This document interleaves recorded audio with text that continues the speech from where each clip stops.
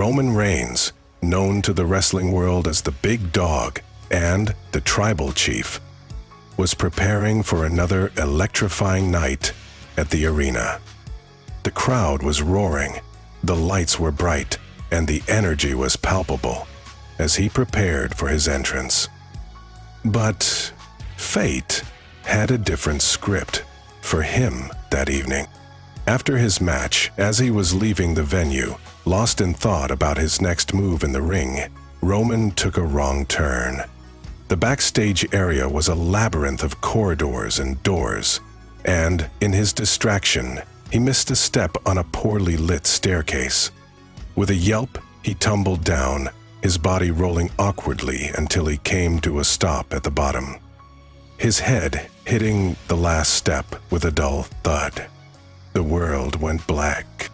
When Roman opened his eyes, the first thing he noticed was not the pain from the fall, but the unfamiliarity of his surroundings.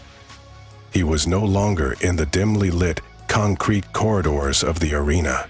Instead, he found himself in an opulent room, surrounded by rich wood paneling and antique furniture.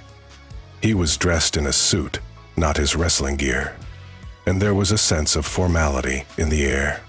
Rubbing his head, puzzled, Roman stood up, noticing the weight of responsibility in his limbs. He walked to a nearby window, pulling back thick curtains to see the White House lawn. The realization hit him like a spear in the ring. He thought he was the President of the United States.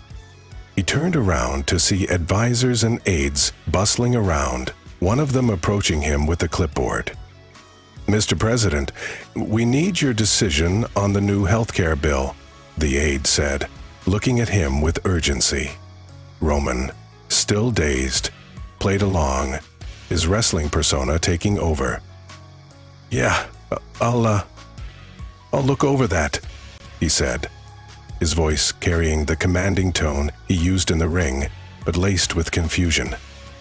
He sat behind the resolute desk, flipping through documents, his mind racing between disbelief and this new, surreal reality.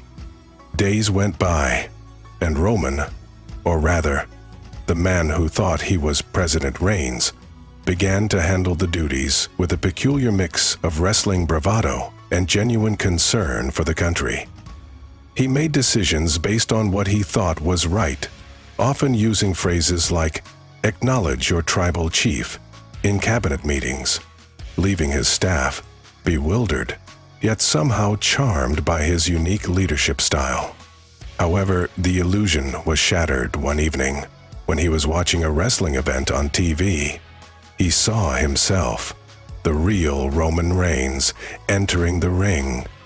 The shock was profound, the reality crashing down like a steel cage match. Realizing he had been living in a dream, or perhaps a concussion-induced hallucination, he called for help. Medical professionals soon clarified the situation. A severe concussion from his fall had led to this fantastical episode.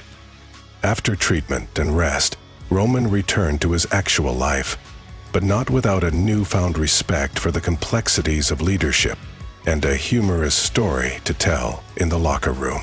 From that day forward, whenever someone asked him about his ambitions outside wrestling, Roman would laugh and say, "I've already been president in my mind. That's enough for me."